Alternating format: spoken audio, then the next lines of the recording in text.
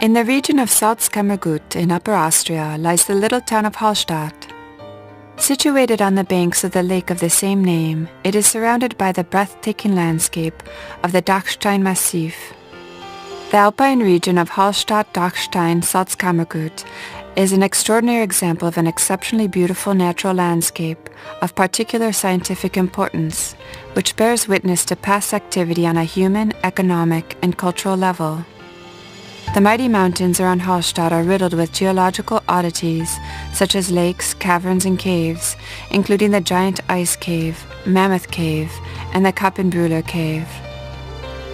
Dotted with lovely homes with elaborate timbered decorations, Hallstatt and its environments are one of the last bastions of traditional Austrian customs. The protected houses at the foot of the Salzberg, or Salt Mount, are proof of the mining community that once inhabited this area. The town's museum houses invaluable evidence from Hallstatt's history. Founded 150 years ago by Professor Friedrich Simony, the Hallstatt World Cultural Heritage Museum covers 7,000 years of the region's history. Through a fascinating voyage back in time, the visitor learns about the history of the salt mine village of Hallstatt, from the beginning of human history to the modern era, when the Hallstatt region was designated a World Heritage of Humanity.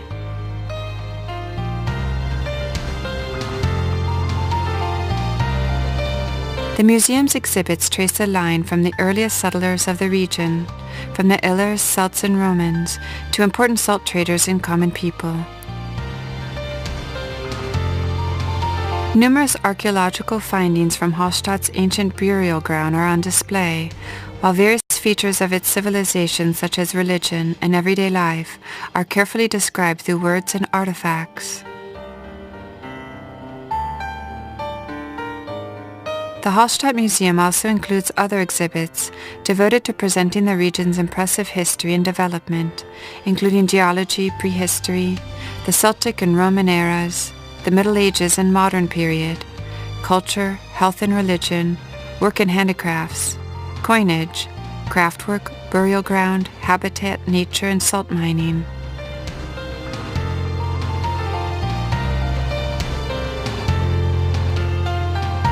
The museum, once a cowshed, was inaugurated in 1990.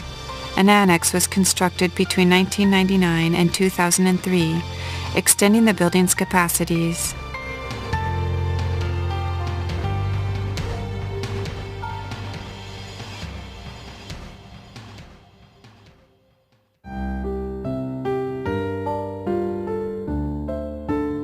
Today, this picturesque village with its 1,000 inhabitants is a popular holiday resort.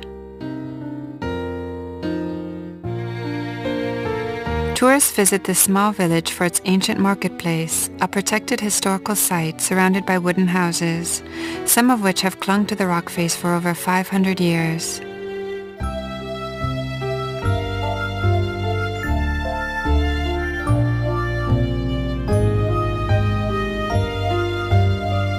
The Evangelical Lutheran Church, which dates to 1859, rises on the shores of the lake.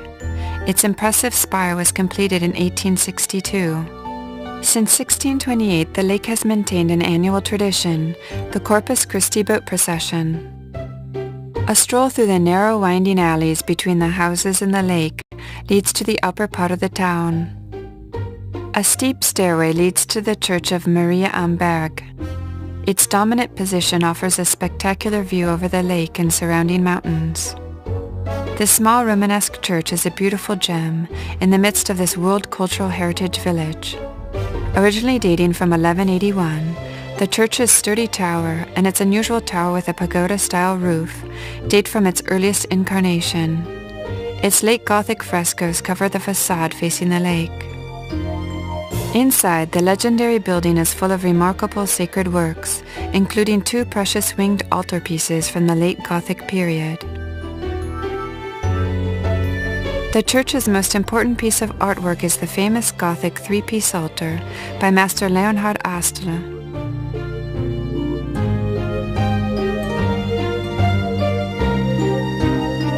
One part of the altar shows scenes from the life of Jesus, while the interior shows the nativity scene and the visit of the three kings.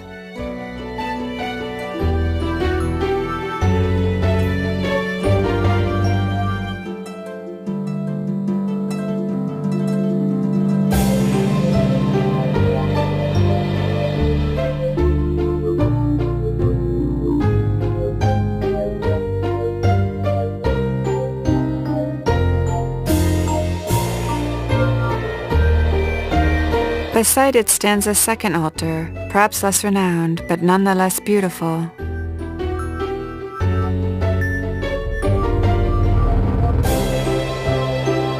The choir is adorned with portraits of the sacred apostles.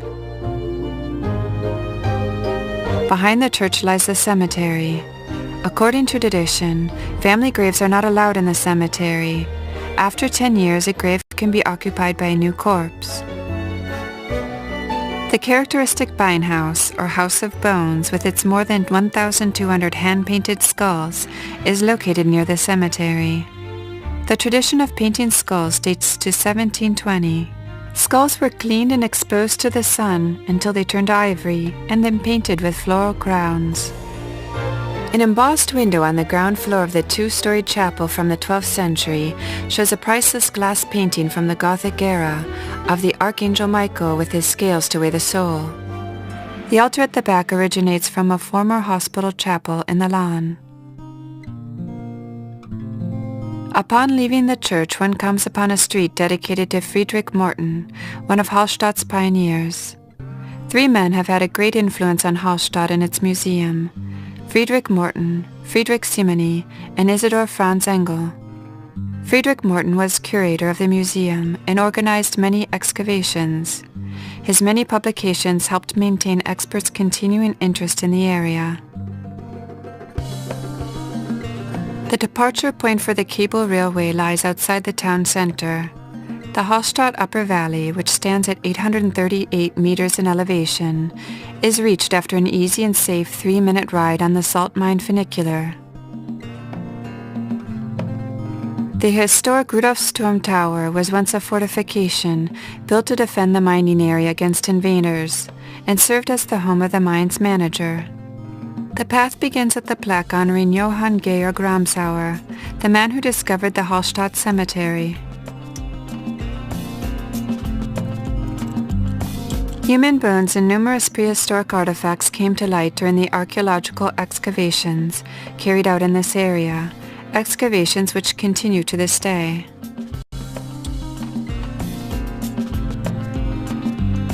Along the route stands a chapel dedicated to St. Barbara, the patron saint of miners, along with a few houses, and the place where salted products were made.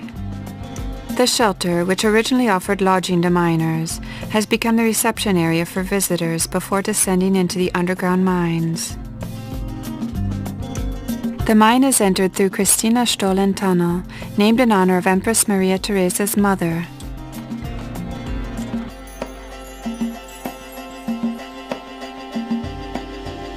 The first part of the route through the mountain is the salt crystal room. The mine boasts a natural ventilation system which maintains a constant temperature inside the caves. The first wooden slide used by the miners leads straight into the room where salt was handled, called the Edelsberg, or the salt crystal room. The mine creates a sort of vortex in time, taking people 7,000 years into the past, to the beginning of the extraction of rock salt in Hallstatt.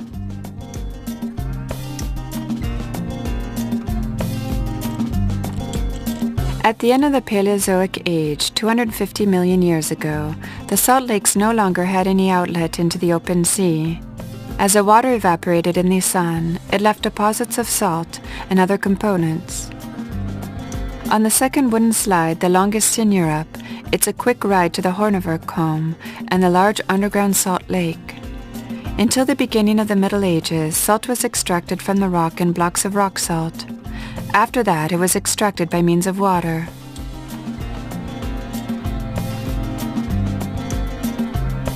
The mine currently produces 800,000 tons of salt, and 48 miners still work there.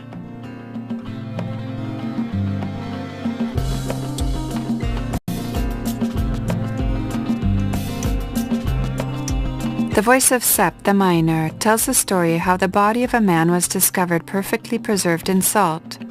The story is confirmed by a document dating to April 2nd, 1734. It seems the man died following a landslide in 600 BC. The man was buried in unconsecrated ground and subsequently forgotten.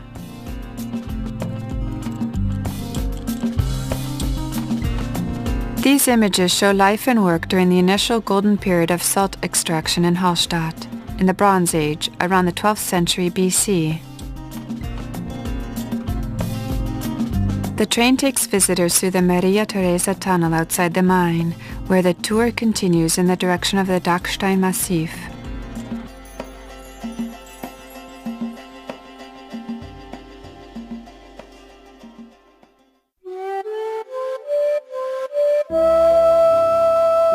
More than 30 million years ago, the Dachstein Massif was a hilly terrain full of streams. Over time, the water, full of carbon dioxide, ran deep into the earth, thus creating labyrinths and grottos.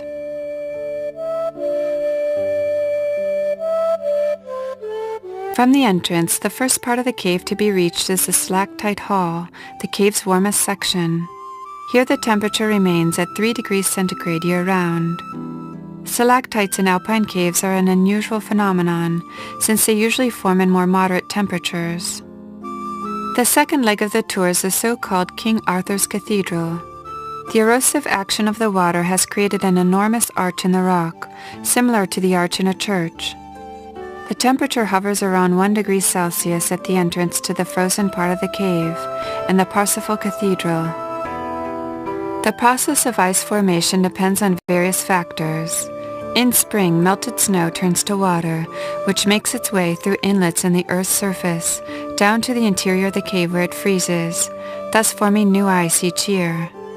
Part of this ice formation is melted by warm summer rains, though about 30,000 cubic meters of ice have remained. The ice mount is 8 meters high and is found on a floor measuring about 7 meters. The next step is the Graal Castle. Inside the ice, traces of pollen have been found which derived from a plant that no longer exists.